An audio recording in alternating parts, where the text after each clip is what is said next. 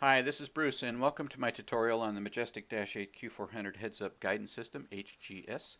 You may know it as a heads-up display, or this is technically an optical combiner, taking the laser images and projecting them onto this plate so the pilot can fly eyes up, or you can fly eyes down.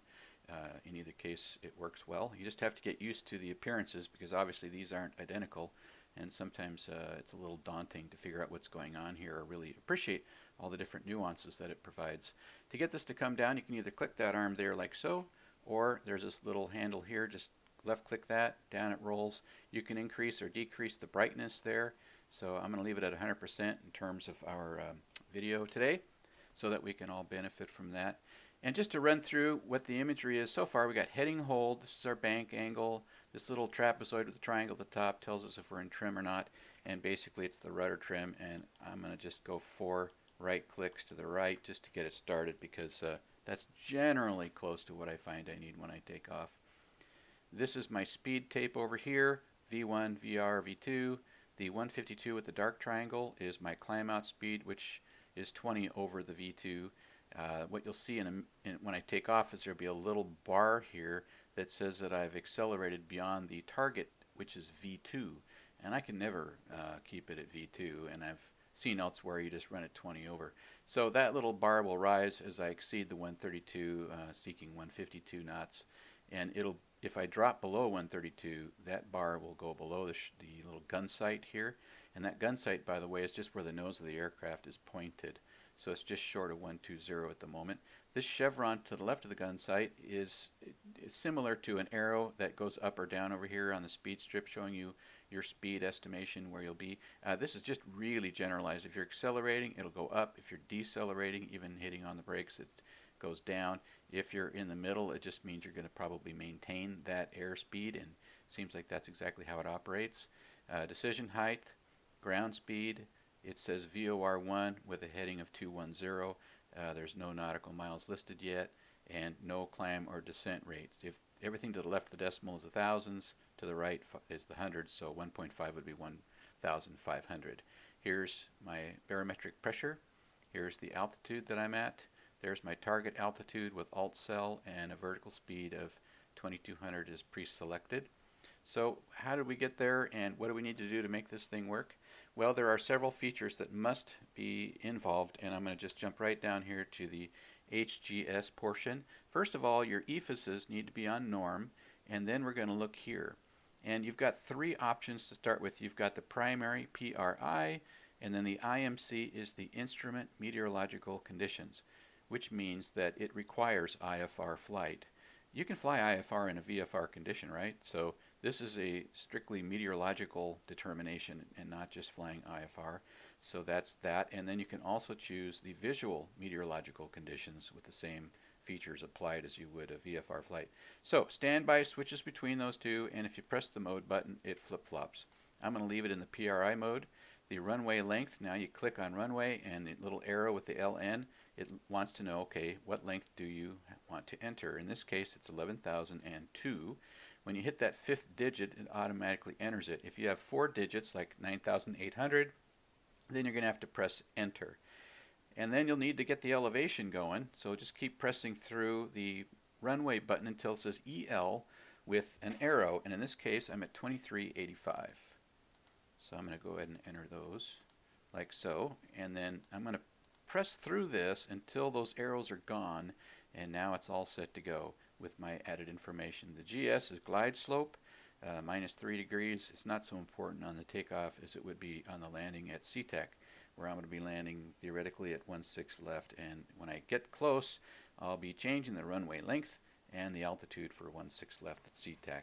So that needs to be done, and then we're going to run up to the glare shield area here, and the course needs to be set to the course of the runway that I'm going to be taking off on. That is 210, and also the co-pilot's needs to be 210, and the heading needs to be 210. Then you're going to need your nav source here to be on nav 1, and the nav source for the co-pilot to be on nav 2. And then that's going to be in agreement with, and let's see if we can get this to zoom in here.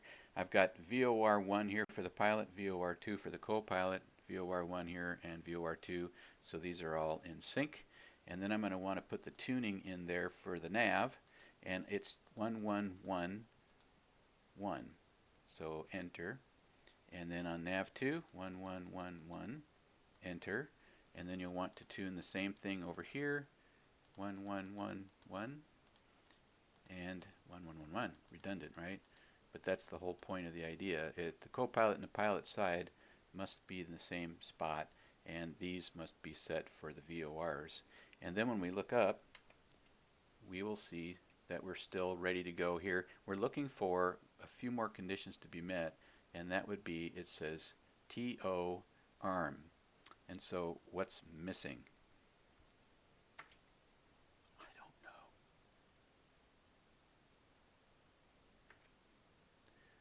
What can sometimes happen is we need to check and make sure that the figures here in the localizer section match what we just put in the FMS. Sometimes, if I found this to be true, and you see it here right now, because remember you just saw me entering it in the FMS and it doesn't reflect in here. So we're going to have to manually enter those, and then you'll see it jump in. Now if you're ever in a situation where you're approaching an airport and you wonder, what happened to my ILS? Well, it may be this disparity, and I'm sure it's just a glitch or something, but I always make sure that these, right here now it says ILS, I always make sure that this matches what I've done in the FMS. So when we entered in the tuning here for the nav, it didn't line up down here. I don't know why, but sometimes that happens, and it's a great answer to know what's going on. Also, you noticed when I filled in the right box for the ILS-2, I did it over here on the co-pilot side. If I was to click this one, this just kind of flashes and it won't operate, but they are reciprocal. The left side here is going to operate this one, and the right side over here is going to operate that one. Again, it's just a little nuance. Yours may be different, but that seems to be how mine's operating. So now let's look up here, and lo and behold, we have Takeoff Arm. Because of that glitch, we didn't have that earlier. And here's our raw ILS bug, you could say, for the ILS beam, and that will change as we turn onto the runway. So I'm going to go ahead and taxi out. I'm going to let the sound on again. I was doing that just to allow some better conversation. Also, you notice the signature here now says ILS1, and that is synonymous with NAV1. You can see it change, like there's FMS1, NAV1, NAV2, and FMS2, just by rotating the nav source. But you want it on the NAV1 or here ILS1. And then the co-pilot, of course, is on 2, but you won't see that reflected very much. So as soon as this guy gets out of our way, I'll be rolling out there, and I might even chase him out there. So watch the little chevron here, because if I accelerate a little bit, it rises, and that has to do with the throttle. And then if I bring it back into alignment with the chevron, notice my propeller ground range is right back in sync. And that's just a handy little visual. What you're going to watch for now is there's going to be some changes right in here. Takeoff arm is going to go to takeoff, and there'll be a runway length listed as well where the arrow is there.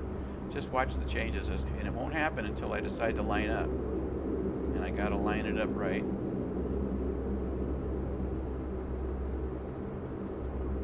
Here come the changes.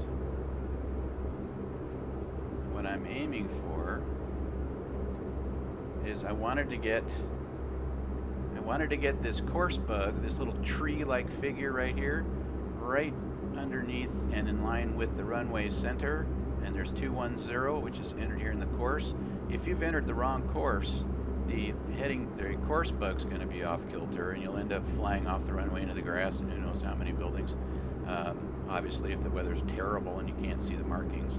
So you want to make sure that it's lined up with the center of the runway. Notice that that little trunk of the tree kind of thing is right over the notch in the gun sight. And that tells me that the nose of my aircraft is in alignment with the course for this runway. And the ILS is what's giving us this information. Takeoff is now listed. Everything else is unchanged. And that just tells me how far the ILS source for this is. It's 1 nautical miles ahead. So I think I'll just talk about this for a second. This feature right there is a little bit garbled up because it's on top of one another, but basically you've got a couple of things. One, you've got the flight path symbol, which is the bigger circle, and then you see a little inner circle. That one's your flight director. And when we're flying manually, we want to keep that little circle inside the big circle. It's going to look different in some different modalities, but generally speaking, that's the deal. And there's our runway, 11,000 feet remaining. When I've accelerated to 20 knots, it starts to count down. So we'll watch that happen as well when we roll. This one here, this is my climb out speed that I'm going to aim for. It's going to probably stick on the V2 of 132. I'm going to go 20 knots over that. I am the pilot in command, and I don't like hovering near 132 with flaps 5. I'm going to go ahead and let it run up 20, as it says in some other procedures. And what's going to happen is it's thinking I'm over speed, and you'll see a little bar climb up here saying I'm over speed, the speed error. And if it's above my little gun sight, it's going to show me that I'm over speed. If it's below, I'm under speed, which is really important on ILS final approaches and things like that. I find that super helpful. And if it's not there at all, it means I'm spot on 132. So it's going to definitely be higher. And the 142 is the minimum speed that I need to retract my flaps. So we'll be doing that as well, somewhere after 142, up to 200 knots. I am the pilot in command. You're going to fly the aircraft, as my old flight instructor used to say. Don't forget to fly the plane, which is what's probably going to happen, because talking and flying for me in a video just does not match up very well. But again, here you can change the course like so, and you can see the flight director chasing it to the left there, that little circle. All right, and then this is what the heading bug looks like. It's like a little gun sight too, up at the very top. Just line all that up, and we should be good to go. Except we're just going to take off this little restrictive piece, and I think we're ready to go. Oh, I did want to show you this. If you want to know what notice it says TO here too. That's automatic. You cannot select TO, takeoff, until you're lined up on the runway and all the conditions we've talked about are met. This is what the VMC looks like. Much, much more simplified. You can see that the flight path symbol is now, it's got little arms that are sloping down and then flat with the horizontal here. This is my horizon line, like this down here. And then you can see the compass, 210, 220. This is my altitude with the barometric pressure. It's very much simplified. You can see I've got an 8 knot headwind coming in at 11:30. And one more I want to show you is the IMC. Let's have a look at that. Just pretty much the same thing. Got a decision height in there. No other changes, and you can see that there's an IMC listed. But we prefer, or I prefer, and I think it's appropriate to choose the takeoff because it's got the most relevant information, of course, than the other one. So I just wanted to show you what the differences look like. Okay, well, hopefully you can hear me above the sound of the engines. I'm going to go ahead and let it roll, and we'll see how well I do, and I'm sure that you'll do better than I. Little humility is always good, right? Let's see what happens. What I'm going to do is I'm going to try and keep the bottom of that course bug in line with the dip there in the gun sight to keep my nose in alignment with the center of the runway. I'm having to give it a little bit right rudder. And there we go. Whoops, a little sloppy. Little movements. We're just looking for that 132 to roll around. Notice the runway length is shrinking on us there. There we go. We're going to rotate, climb, get my gear up. Now you can see there's that bar that I talked to you about because I'm over 132, right? It's assuming that I'm over speed. When I'm 500 feet in altitude, and we're going to try and get our flight director inside the bigger circles to my left, and the pitch is about right. There's my, I'm over 500 feet. I'm just going to go ahead and roll my nav source now to FMS1, hit nav and hit the autopilot, and let it handle the rest of it. I could put my flaps up right now, but I choose not to. I'm going to let it roll for a little bit longer, heading for the GEG VOR, which is 3.5 nautical miles ahead of me. I'm now on the FMS1. My heading is 215 to cross the GEG VOR. At Spokane, my ground speed's 159, my heading is 210, and I'm going to go ahead and lower my pitch a little bit and pick up some more speed. I'm going to now take up my flaps to 0, And when it gets to 180, I'll go ahead and hit the indicated airspeed, and it'll climb at that speed until we reach our altitude at 22,000. So right about there we go. That's perfect. Okay, and you can see where it's keeping the flight director within the flight path symbol, those little wings. I'm about 10 degrees nose up, climbing through 5,200, turning to course 263, climbing at 2,500 feet per minute. I'm 76 nautical miles away from my next waypoint, Temple. Ground speed 194. I'm holding near about 180 some in my knots. I've got a 7-knot wind coming in at probably my 9 o'clock or 10 o'clock. And my alt cell's on, my indicated airspeed, lateral nav, all of that information is there. So we'll go ahead and bring the heading around. And because I've got this little bit of wind off my left side, the heading bug won't be quite as in alignment with the course. Okay, so there's the PRI. Let's just quickly then jump to, and notice the TO's gone, we're back to PRI. Let's look then at the VMC appearance. Again, very simplified. Then I'm going to jump down here to the IMC. And there it is again. So this is our speed, altitude. The rest is looking very, very similar. So you can see where the PRI really gives you the most information. Alright. So there we go. And that's the compass arc that's relevant to this here and the similar appearances. So that shouldn't be a surprise to anybody. Obviously, I'm not in good order yet, so let's see if 2 more to the right will help at all. And it is leveling out a little bit better. Looks like I need to even apply more rudder trim than that. Looking for that to be just one big triangle. Yeah, that looks nice. Okay, so we're climbing now through 9,500, and I'm going to go ahead and pause until I reach altitude. Okay, I'm approaching my cruise altitude. I'm going to go ahead and take the sound off. It might be a little annoying. You can see that the course is to my right. This is where the nose of the aircraft is pointed, and the heading would reflect that, so we'll adjust the heading slightly. I'm just matching it up through here. And then because the wind of 14 knots at my 11 o'clock, there's a little adjustment. I'm angled into it. So this is my course line. That's the nose of the aircraft. 210 knots, I'm still changed my indicated airspeed, and I'm almost at 22,000. We'll level off. The rate of climb is 800. The direction is 262 degrees. Ground speed 276.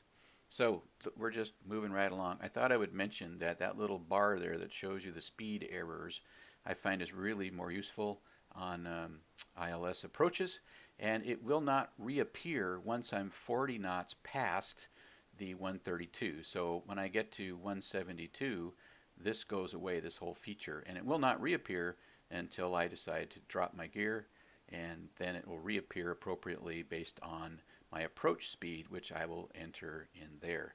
So to look at your speeds, you just have to look at your approach and landing speed card that comes with the aircraft. And in my case, the approach speed is going to be with flaps 15, 122. So I'm going to go ahead and just dial that in now. That'll be my approach.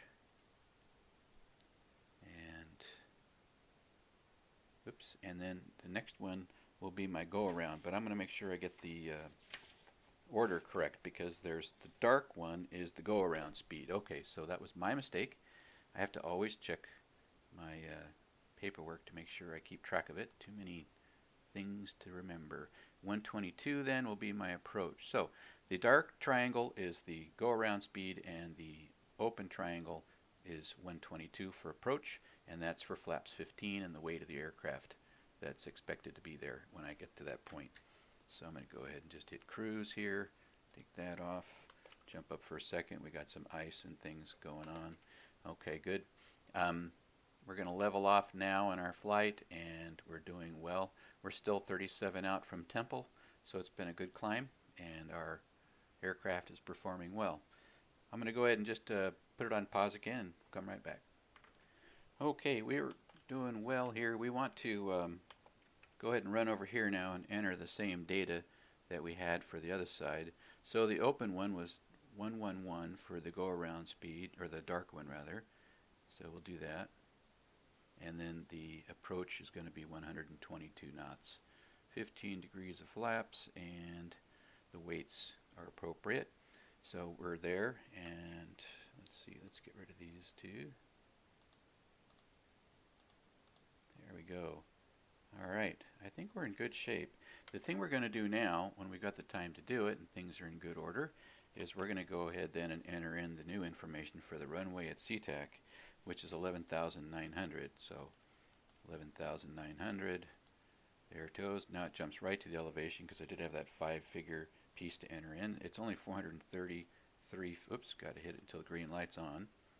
Green light, arrow, key piece, don't let it fool you like it just did me. 433, enter. There we go.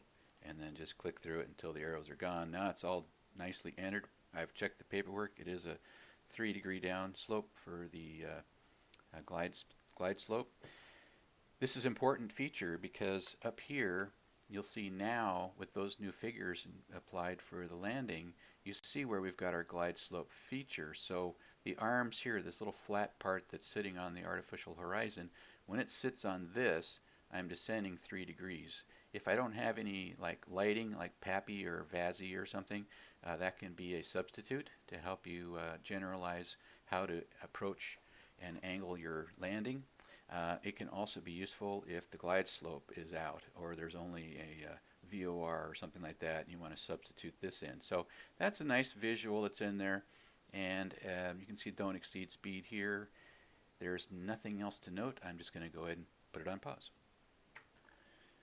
Okay, we're approaching Woody at 8,000, and we'll be approaching our final ILS for 1/6 left here in a little while. I have adjusted the barometric pressure. I noticed I didn't put it on standard at the crossing 18,000, so again, don't forget to fly the plane, right? But I did, but I caught up with it now, so we're all good. We're just going to maintain this heading for a little bit, and then we're going to be on manual here in a moment, where we're going to put the nav source back on nav 1, just as we did for takeoff, and also the nav 2 here for the co-pilot, which it is already. So at least I can see that in my little pop-ups. So we'll hit the heading bug. Might as well do it now. I'm going to put it bare on nav 1. You can see the ILS still set for 210. We want to set it now for 164, and we'll set the other one for 164 as well. And then we need to enter, we'll keep the course heading until we cross Woody, and then we'll head over to Carfo and drop to 3200. What we need to do is to set the ILS frequencies as well as we did for takeoff. 110.3, 1103, enter, and then over here on nav 2, 1103, enter,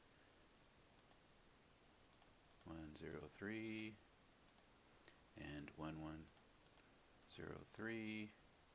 Okay, now that's been done, and then you know we've had some troubles before, so let's look and see it's not there. 1103, obviously I'm stuck on a problem here, but hey, it's good to know where it lies so we can fix it. 1103. Alright, now we're in good shape, and there's our ILS marker still ahead of us to the right. We're going to go ahead then and turn over here to Carfo a wee bit and then descend. You can see the vertical speed listed there. We're also on heading select. Autopilot is still applied, 7-knot headwind, dropping now out of 8,000. The heading here is listed. You can see still all the other relevant information, ground speed 196. So we'll let this cruise for a bit. I'll go ahead and I'll pause it again so we can shorten up the video. Okay, we continue our descent down to 3200, and we'll get the alt cell here going again, otherwise it won't behave itself. It's easy to lose track of that. In fact, this whole thing is a little off kilter at the moment. It jumped around on me. I must be having some fun program days today. Anyway, we got it fixed. Always keep an eye on things, right? You can see now the glide slope is still above me. The course is ahead to my right. Same thing reflected down here, and we're doing well. The flight director's right in the right spot. We're now leveling off at 3200. We'll expect our speed to taper down a little bit. Notice that little chevron there to the left of the arm. If I accelerate, you can see it goes up, and if I decelerate, it drops below the arm. It's just a nice little visual feature. If the wind is choppy and unpredictable on your final approach, what you're going to want to do is not keep it to 122. Again, you're the pilot in charge. You've got to decide what's best, so you can choose a faster rate prior to landing. Otherwise, it could kick out of the autopilot on you, and then you're not quite sure what's happened, and it catches you off guard. So just pay attention to the weather conditions and decide what's best. But we'll be aiming for 122 in this case, because I didn't see a lot of chop. So we'll let the speed just keep bleeding off here a little bit, and I'll get back to you. Okay, I'm over Seattle, as you can see in Puget Sound. I'm going to go ahead and engage the autopilot.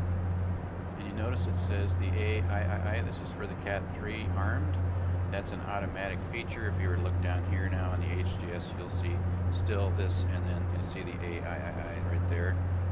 That's handy dandy. So it's the intermediate, or excuse me, the instrumental meteorological conditions. So all the conditions are being met at the moment. I'm going to go ahead and drop my gear. Now you'll see the bar comes back, and what that's telling me is I'm over my speed of 122. So as we continue to drop our speed, you'll see that this bar will shorten and shorten and shorten.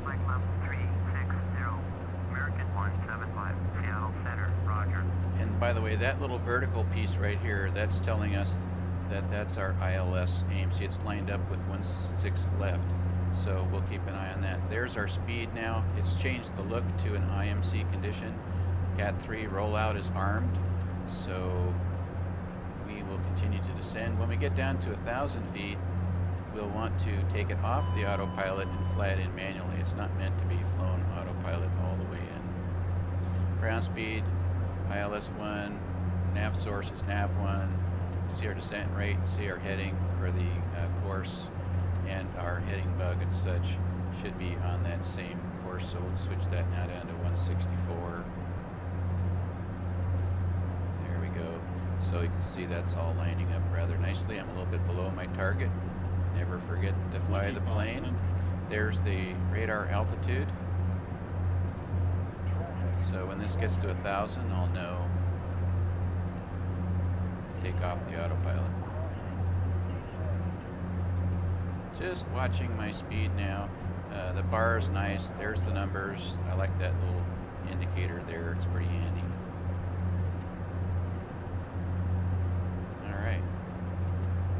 Just a smidge over, but that's okay.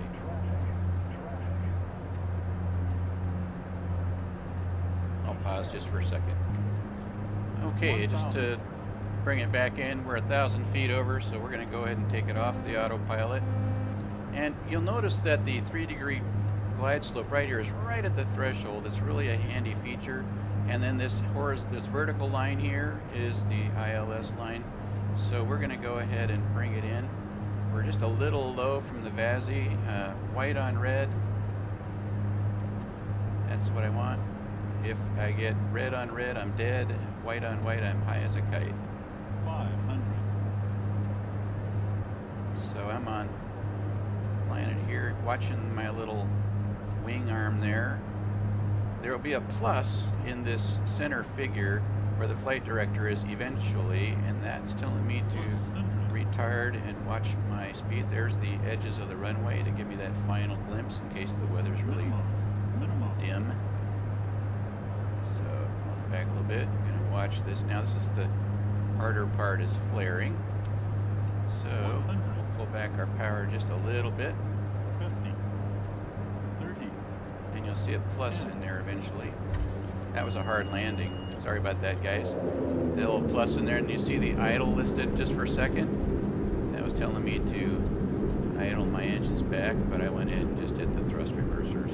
And you can see where it's telling me to line up with the heading of the runway. Again, just as we did when we took off. See the rollout feature? That's what's become here, so handy. This is the length of the runway remaining. And obviously we're rolling it out now, and we're going to depart the active runway. Well, no flight is perfect, especially mine. So hopefully you'll do better than that. We'll all learn as we roll along, right? Anyway, thanks for watching. I hope this has been helpful, and everybody can improve on what I've shown you, and I hope to improve myself. So anyway, have a good time, have a great flight. See you in the skies on VATSIP. Take care.